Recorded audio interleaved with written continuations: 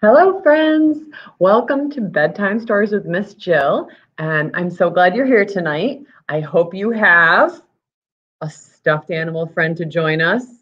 Here's mine. And his name is Champ the Second. Hello, friends. And I hope you also have some kind of scarf with you tonight. It can be a scarf that you wear in the winter. It could be a bandana. It could be a kitchen towel. It could be anything that you can wave like this. A tiny blanket for your stuffed animal. Anything that you can wave, you'll need that later. So I'm going to set that aside because we'll need that later. And I'm going to put my friend on my lap because we're going to need him now for our welcome song. So let's start by clapping. Are you ready? Well, hello, everybody. Can you clap your hands? Clap your hands. Clap your hands. Well, hello, everybody. Can you clap your hands? Clap your hands. Are you ready? We're going to pat our head. Hello, Joseph. Well, hello, everybody. Can you pat your head? Pat your head. Pat your head. Well, hello, everybody. Can you pat your head? Pat your head. Okay, you ready to hug your friend? Get your friend ready. Are you ready? He's ready. Well, hello, everybody. Can you hug your friend? Hug your friend. Hug your friend. Well, hello, everybody. Can you hug your friend? Hug your friend. Wow, that was fun. We're going to do one more welcome song. And this time, if you have more space than me, you can get up and move. I am going to have my friend move, but you can have your friend move or you can get up and move. All right, here we go. What are we going to do first? What move are we going to do? I know. How about we twirl first? Can you twirl? Can you twirl yourself around? Whoa, can you twirl yourself around without getting dizzy? Here we go. Will you be a friend of mine, friend of mine, friend of mine? Will you be a friend of mine, a friend who twirls with me? Can you twirl around? Twirl. Oh, nice job. What are we going to do next? What are we going to do next? We're going to jump. Ready? Jump, jump, jump, jump. Here we go. Will you be a friend of mine, friend of mine, friend of mine? Will you be a friend of mine, a friend who jumps with me? Jump up and down. Oh, good job, Champ the Second. Oh, Champ says we should do something more like cats do. Can you meow like a cat? Can you meow like a cat to your grown-up? Meow like a cat to your grown-up next to you. Meow. Meow. Here we go. Will you be a friend of mine, friend of mine, friend of mine? Will you be a friend of mine, a friend who meows with me? Meow, meow. That was very silly, Champ. Thank you for helping us out today. I'm going to put my friend right over here. And we are going to have our gnome rhyme. So let's look at the colors of our gnomes and let's see what we have here. We have an orange jacket on this robe, on this gnome, and then we have a green jacket on this gnome, and this one is purple. And this one, see, he has an orange hat, but he has a yellow robe. So we're going to call this one yellow. And then this one has a red robe and a pink hat. So we are going to try and find, there is a little snail and he's hiding behind one of these gnomes. So here's what we're going to do. We're going to say, little snail, playing hide and seek. Are you behind the orange gnome? Let's take a peek. Oh, no snail there. No snail there. Let's put him over by his gnome house. And this time, let's move over here to the purple gnome. Little snail, playing hide and seek. Are you behind the purple gnome? Let's take a peek. Oh, not there. No snail here. Let's put him over here by his house. Here we go. Let's see, what should we try next? We will try yellow. Here we go. Little snail, playing hide and seek. Are you behind the yellow now? Let's take a peek. Oh, look it! We found the snail. There he is. And we'll put that right up there. Oh, that silly snail hiding behind the yellow gnome. Okay, friends, let's read our first book tonight. And this is a great book tonight. It is called Truman. And this book, we are allowed to read this because of our friends at Simon & Schuster have given permission to read this book. And let's see, Truman. Look how little Truman is. He's a tiny turtle, smaller than a donut. Truman was small, the size of a donut, a small donut, and every bit as sweet. He lived with his Sarah, high above honking taxis and growling trash trucks and shrieking cars, and the number 11 bus, which traveled south. Truman never honked or growled or shrieked at anything or anybody. He was peaceful and pensive, just like his Sarah. One day, Sarah ate a big banana with her breakfast, clipped a blue bow in her hair, and buttoned up a brand new sweater. She strapped on a backpack so big, 22 small tortoises could ride along in it, but 0 tortoises did. Sarah placed 7 green beans in Truman's dish, 2 more than usual.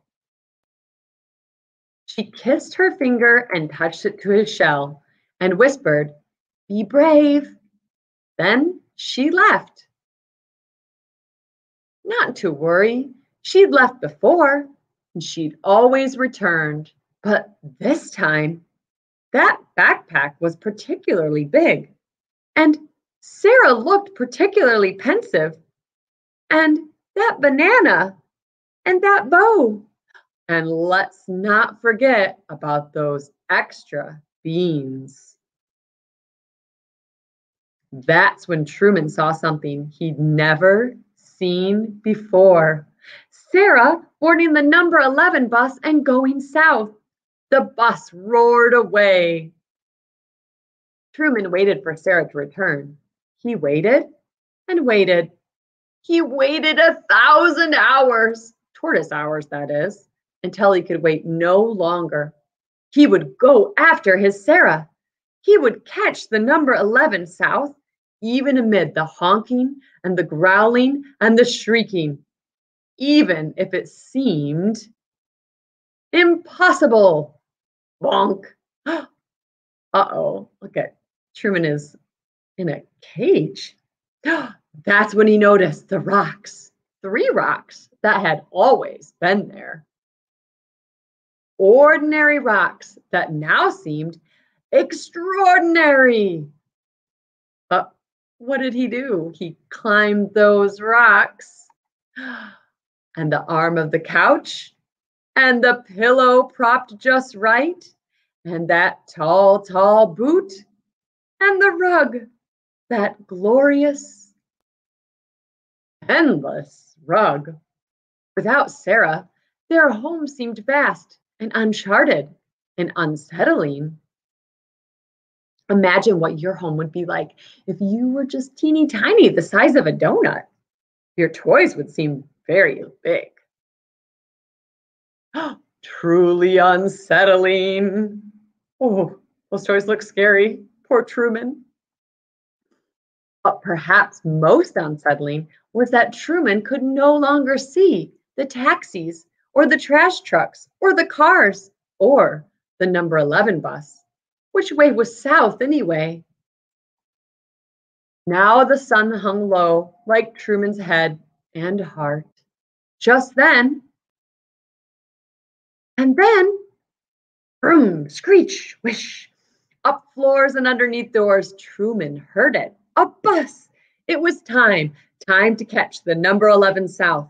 Amid the honking and the growling and the shrieking, yet standing there in that ray of light, Truman felt peaceful and pensive and brave. Ooh, here he goes. But just as he was about to slip under the door through that opening barely the size of a small tortoise, Sarah! She spotted him, shining like the sun. Truman, she cried. She scooped him up and she said things like, oh my goodness, and you, and how did you ever, and amazing. Sarah kissed her finger and touched it to his shell and tucked him back safely in his tank, where he was peaceful and pensive and proud. And later, just before bedtime, she read him a story. Oh, look, you think she wrote a story about him? It's called Truman. Now Truman knew that one day soon he and his Sarah might travel south to see new sights and hear new sounds and think new thoughts. Together. The end. I really liked that story about Truman, and I see somebody is asking me, how do I find my book? And I will tell you, because you can find books like this too on kdl.org. We have ebooks like this on both Libby and Hoopla, and you can find both of those on kdl.org. And then with your library card, you can check out books just like this one to read at home. Okay, let's do our 5 ants rhyme now. And let me just find, I'm going to share it on the screen.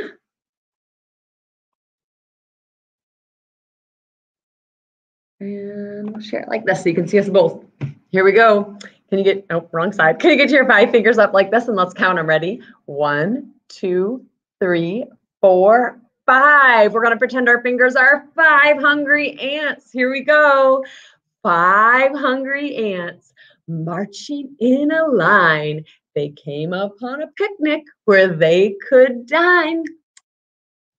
They marched into the salad. They marched into the cake. They marched into the pepper. Uh-oh, that was a mistake. Huh? Shoo! Ooh. Oh no, one flew away. Let's count our hungry ants. 1, 2, 3, 4. 4 hungry ants marching in a line. They came upon a picnic where they could dine. They marched into the salad. They marched into the cake. They marched into the pepper. Uh-oh, that was a mistake. Phew. Oh no. We only have 3 now. Let's count our 3 hungry ants. Ready? 1, 2, 3. 3 hungry ants marching in a line. They came upon a picnic where they could dine. They marched into the salad. They marched into the cake. They marched into the pepper. Uh-oh, that was a mistake. Shoo! Oh, 2 hungry ants left. Here we go. 1, 2. 2 hungry ants marching in a line. They came upon a picnic where they could dine. They marched into the salad. They marched into the cake. They marched into the pepper. Uh-oh, that was a mistake. Oh no, only 1 left. 1 hungry ant marching in a line. They came upon a picnic where they could dine. They marched into the salad. They marched into the cake. They marched into the pepper. Uh-oh, that was a mistake. Shoo! Phew! That's it. We sneezed all of them away. There's no hungry ants. My fingers are closed. Okay, that was a silly rhyme, friends. Let's read one more story, and this is a really good bedtime story. It is called Cricket Song, and we are reading this with permission from Houghton Mifflin Harcourt. And here we go. Share my screen with you. Share the book big. There we go. Cricket Song. Look at that. Fox on the cover. That's my favorite animal in the woods, the fox. Cricket Song. Look at, there he is. Do you see those little crickets on this page? I see 1, 2, 3, 4 crickets on this page. As the sun sails west, bringing the night, the evening breeze rises to meet it. The breeze carries the song of crickets into your room. Out in the yard, cricket song mingles with the creak, creak, creak of frogs in the stream. The frogs puff their throats full of cool air from the woods, where the poor whippoorwill calls, poor Will, and listens for the footfall of the fox. The fox sniffs for the scent of the rabbit, who hides in her hole in the field, listening to the hoo, hoo, hoo of a hunting owl carried on the ocean air. What else do you see hiding in the grass? Is that a little mouse there? The owl watches over the bay where drifting sea otters doze. Do you see them sleeping there? On the tide that carries a rumble from the whales singing deep in the sea. The whales rise up to breathe in air warmed by another land that smells of the suppers of fishermen who beach their boats for the night and hurry home to the scrawk, scrawk of parakeets who roost in the tree. Grows in the yard of a child who dozes like you to the sound of crickets. Brought on the evening breeze. The end.